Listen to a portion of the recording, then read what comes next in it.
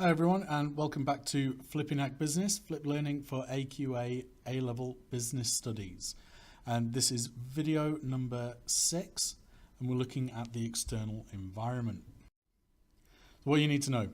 So you need to know the way in which following elements of the external environment may affect cost and demand.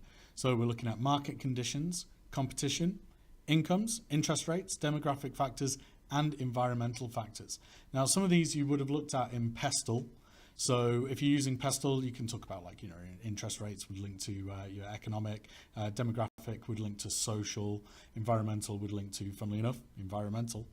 But there are basically it's Pestle plus market conditions and competition.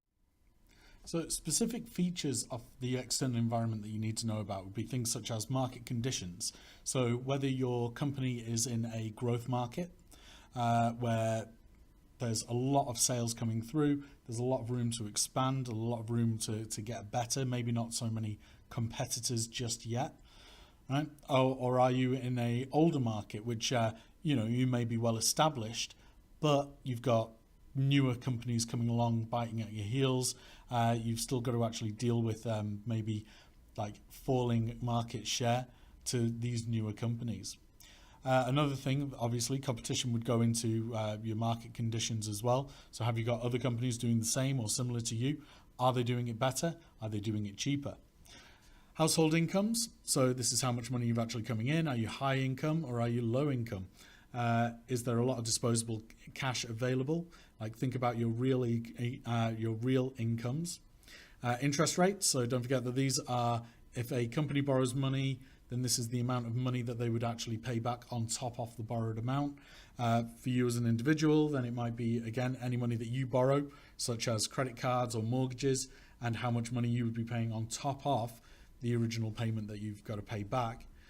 Or it could be your savings that are coming back in. Don't forget they tend to be a lot lower than the actual money going out. Banks are very quick to take your money, not so quick to give it you back. Demographic factors, so this could be age ranges, what type of people you've got in your area. These obviously fall into Pestle, and this would come into socio-demographic areas. Your social side of Pestle. So again, socio-demographic, depending on what it is. Environmental would fall into, obviously, ethical and environmental. Your interest rates would fall into economic. Household incomes, again, could fall into economic or social. Competition, might be something maybe more in legal. And then fair trade would fall into ethical and environmental as well. So you can see that Pestle actually does account for an awful lot of this, but it isn't everything. So market conditions. So two key indicators is how much economic growth there actually is in your market, in your country. So we look at GDP, so that's your gross domestic product. So the level of demand in most markets is influenced by the rate of economic growth. So the faster a company is growing, or a country is growing, the more demand we can expect. As people have more money, they're able to spend it on you. Most countries are aiming for around, especially mature economies such as the UK, around 2 to 3% growth every year. And then GDP will vary depending on the state of the actual economy at the time. If we're in recession, GDP might drop, but if we're in a time of growth, then GDP will hopefully be quite high. And then market demand is the size and growth rate of a market is the key indicator of market conditions. So like I said before, fast-growing market will encourage new entrants as well as benefit existing competitors. So there's plenty of sales to be made. Whereas a slow-growing or a declining market may make market conditions much harder. So competitors fighting for a slowing down market for less and less customers. So what are GDP and demand? So GDP is the measure of value of output of activity in the economy. So it's used to assess changes in economic growth. So in other words, it's a measure of how much goods and services are actually produced in the UK or in a country. Demand is how much of a good or service consumer actually wants and is able to pay for as well. So for businesses, demand turns into revenue. So if you've got high demand, then you should have high revenue. Competition then. So key issues with making the external environment tougher. So competitors with significant market share or faster growth than the market. So if you've got a new business that's coming out and it is incredibly popular, then what you might find is that they are actually taking away your market share, or they're growing even faster than the market can churn out new potential sales. There might be influence of disruptive technologies. So if there's like new companies come along, find a new and quicker way of producing an item, then that will actually, unless you're willing to invest in it, that will have a serious effect on whether you can compete with other companies. So consolidation of a market, which creates more powerful competitors. So there might become takeovers. For example, Ladbrokes and Coral, two betting agencies, have joined forces, and they've taken a huge share of the market just by combining their two stores. And you might find that recently there was Asda and Sainsbury's were looking at a merger, and I believe that's still being looked at. And with that, they would actually take over Tesco as the number one retail company in the UK. So spares or surplus capacity in the market or industry, which reduces industry profits and makes price wars more likely. So in other words, if you've got a surplus of stock of your particular product, right? So say you oversupply in cars. Well, what you might do then is try to get rid of that stock by selling it at a slightly reduced price, which will affect your profit, but it will also force other companies down. Another example of this is the price war with regards to milk that has happened a few years back, where companies just were producing it so cheaply, or some farms were producing it so cheaply, that other companies started insisting that they were going to lower their price on milk. So you had a big price war between Aldi, Lidl, Asda, Tesco, Sainsbury's and Morrison's, right? All to be able to get that price down. Well, what it meant was that a lot of them were finding it very difficult to make profit from that particular product.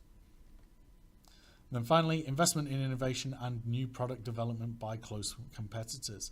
So again, if they are developing something better than you, again, if you think of Tesla, who are producing the best electric cars at the minute, well, that's only at the minute. I mean, like BMW has produced the i-Series, you've got the Nissan Leaf, and a whole host of other vehicles. I mean, like the Jaguar E-Type.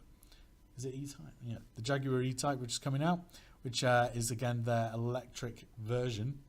Well, if they're all developing it, they might be able to overtake the competitors who are the market leaders, if you like, at the moment. So what are real incomes? Real income is a measure of the amount of disposable income available to consumers. So it's how much money you have got left after you've got rid of all of your bills and paid your rent, etc. And it's money that you can then spend on yourself or on your family. So things that tend to affect it, we've got things like price inflation.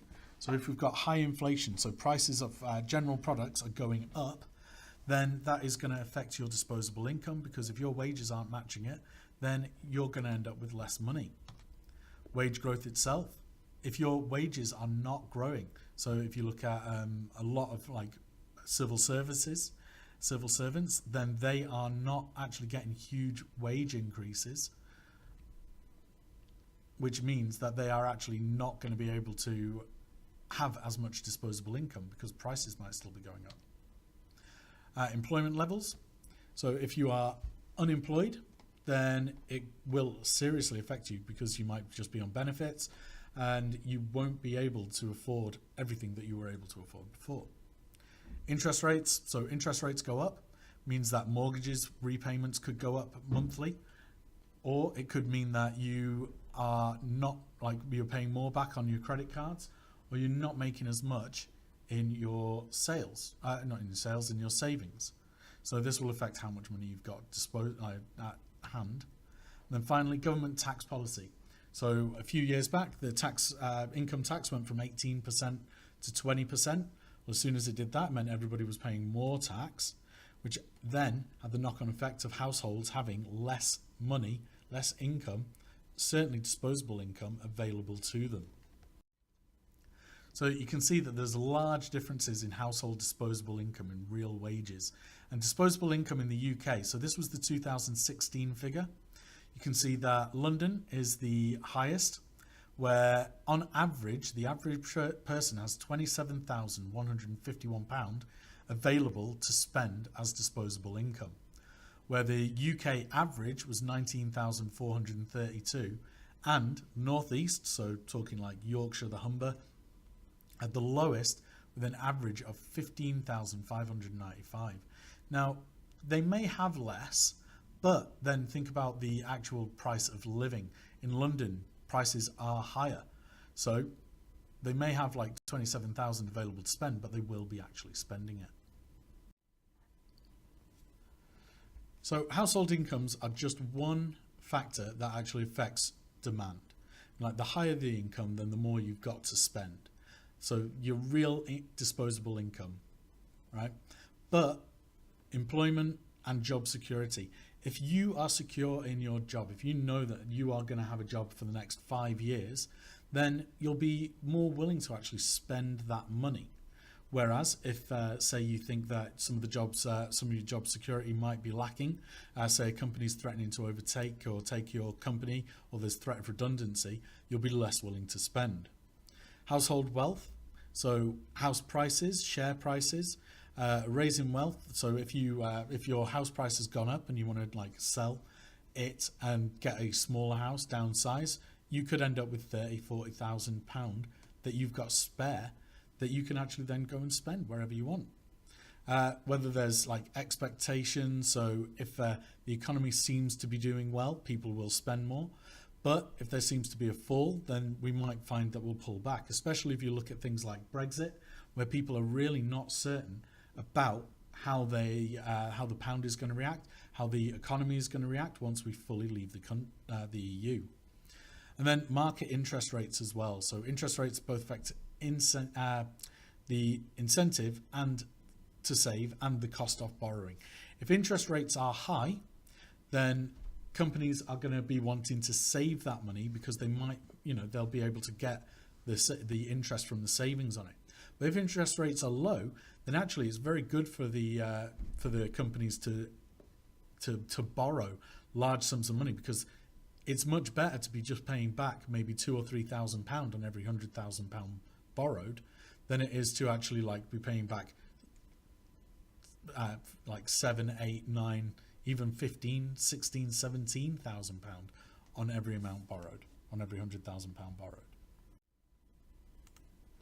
So what are interest rates? So an interest rate is the reward for saving. So in other words, how much money you actually are going to get extra back for. So you put like your money into a bank, then how much money are they going to give you at the end of a year to actually, just a thank you for saying, right, well, thank you for giving us your money and trusting with us. Right? Usually these are very, very low. So it could be just 0.25, 0.5%. So you're not looking at huge amounts unless you've got quite large amounts of money already saved with them. And it's also the cost of borrowing. So in other words, how much money you are going to pay back on top of the money borrowed. So these can be a little bit higher depending on like what sort of borrowing you've got, whether you're a risk or not. So it's usually expressed as a percentage of the money saved or borrowed. So you might find like an APR of like 10%, which means that you would be paying back extra money, so 10% per year on that amount of money that you have borrowed in the first place. However, many different interest rates and operating in the economy. So we've got interest rates on savings and bank accounts, like I just said. They tend to be like just sort of one steady low rate. But with borrowing, you've got mortgage interest rates. So that's the amount of money that you borrow to buy a house. Credit card interest rates and payday loans. So credit card interest rates usually are sort of anywhere between sort of 15 to 33% or 36%, depending again on your level of credit. Whereas payday loans are a silly idea, but they're certainly risky. And if you think that you can actually get them, get an actual loan and you can pay it back, then it can work. But don't forget that some of those interest rates could actually be in the thousands. So in other words, if you borrowed £1, you could end up having to pay back in a year's time, potentially like sort of £1,500 to £2,000. And then we've got interest rates on government and corporate bonds. So in other words, like any sort of bonds that have been created by the government will have their own interest rate policy on it, and then you can buy and sell those. Bank of England uses policy interest rates to help regulate the economy and meet economic policy objectives. Now, previous to the crash in 2008, then the actual interest rates were actually very high. It was around 15 to 17%, and it fluctuated a little bit there. But then to encourage spending, to encourage companies to actually come in and invest in our country, the Bank of England dropped it all the way down to 0.25%. So that is a huge drop, and it means that companies were able to borrow money very, very cheaply to therefore expand their own companies, grow their company, create jobs, help the economy. It has recently gone back up to 0.5. So again, it's still very, very low, but it still isn't it is actually starting to climb again. And it can potentially go very, very high. If you look at some other economies, then they have had interest rates go up, absolute phenomenal amounts, like 25, 30%, depending on what the requirement of the country are. So interest rates are a key factor influencing the amount of business investment. So actual and expected demand, we got expected profits and business taxes, interest rates and availability of business finance, and business confidence. So these are all things that will actually influence whether companies invest in expansion, invest in a country. So if their actual and expected demand is similar, then they'll go, right, okay, well, we know what we are actually trying to do. If expected demand goes up, then we're going to have to invest in the country or invest in the company. So expected profits and business taxes. So again, if we're expecting a windfall, if we think that we're actually going to be making quite large profit, well, then why would we just sit on that money? We would invest it in, try to make even more. Interest rates and availability of business finance. So if that is positive, then we can use that and actually invest. And then finally, business confidence. So are we confident that our business is going to do well? So what happens when they fall? So cost of servicing loans, debt is reduced. So that boosts your spending power. Consumers' confidence should increase, leading to more spending. So they'll actually go out, spend that money. Effective disposable income rises. So lower mortgage costs means that every household will have a little bit more cash. Business investment should be boosted. So people will think that, the possible rise in demand, they can see that everybody's got more money, they're spending more. So therefore, we should invest in our company now so that we can take advantage of it. Housing market effects, so more demand and higher property prices. So again, if prices are going up, then people are going to put their prices on their houses, on their goods up as well. And then exchange rate and exports. So cheaper currency will increase exports.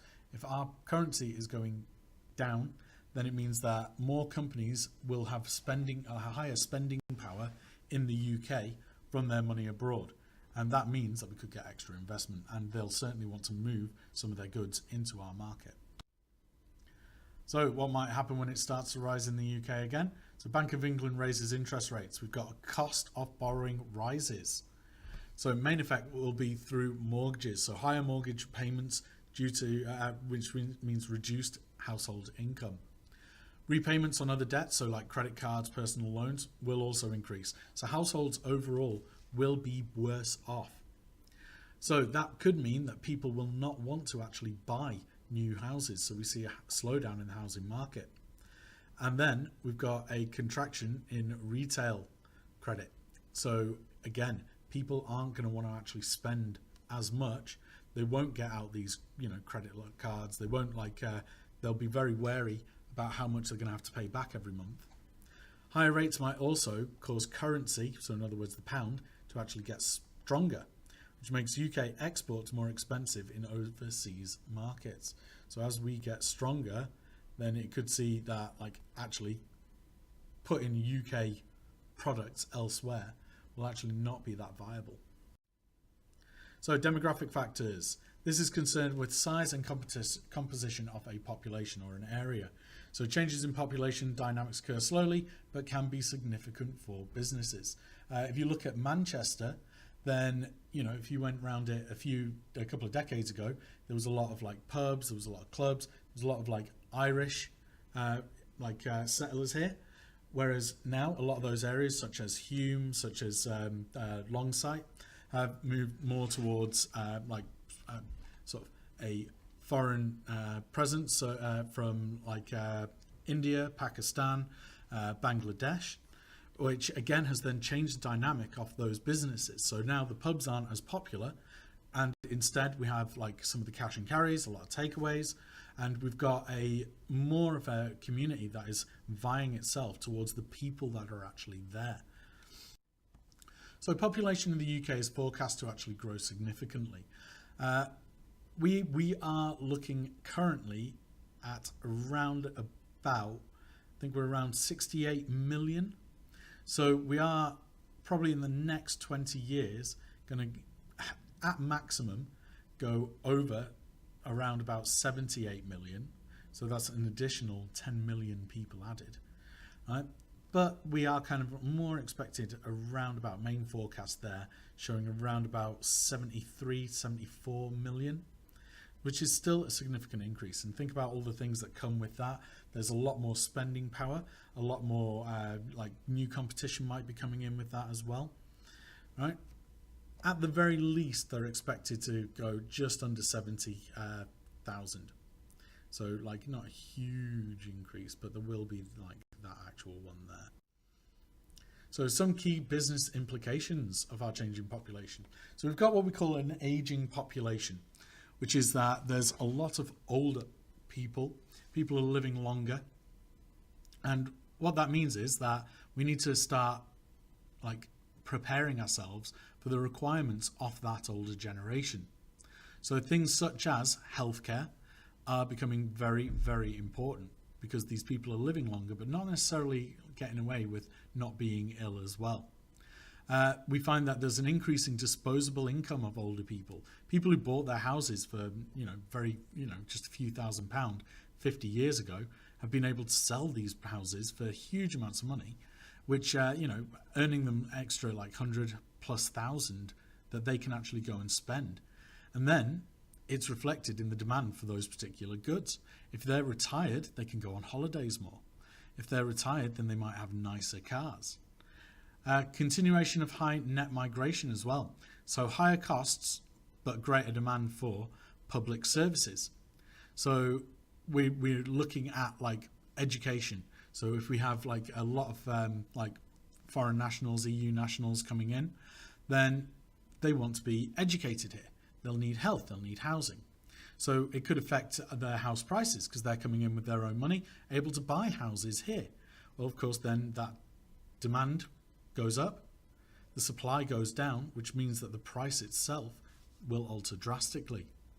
But there will also be an increase in size of labour force. So potentially it could keep wage rates quite low as well. But we could be getting a lot more skilled workers. Now, Brexit is going to be a big challenge because we need to see, okay, so what is it doing? What are we not doing?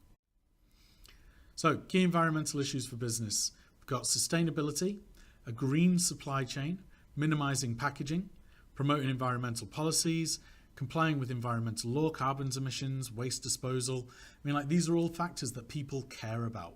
And more than that, they can be quite expensive. It's a lot cheaper to just be able to pour industrial waste down the drain and let it go out into the sea and ignore it than it is to try and find a way to recycle it. But think about the factors of people want more environmentally friendly. They want more security. They want cleaner environment, right? They don't want companies that are just breaking laws. They don't want companies that are causing pollution, because there is a real shift of like how we see ourselves in the future and what we're going to leave behind. So some businesses benefit from environmental friendly actions, so lower raw material costs and waste disposal charges, longer life of assets that are recycled or repaired, trading opportunities with organisations that will only use environmentally friendly suppliers, and of course that reputation, that improved customer goodwill is important. So what they need to look at will be the use of their raw materials, water and other resources. Like, are they able to actually like sustainably use it? Are they just going to like go to waste? Like, what is their energy use? Can they be doing more? If you look at buildings like the Co-op, which has zero carbon footprint, there's huge amounts of solar paneling on there. They put more into the energy grid than they take out. So that's actually quite cheap to run. And of course, it looks good to the actual market. So they've got to look at their waste and pollution produced and the impact the business has on employees and local, wider and international community. So where are they actually getting their goods from? And that's something we'll cover in other videos. So there's a few advantages and disadvantages there. Have a look through, make your notes on them. And that was a long video. So thanks for watching.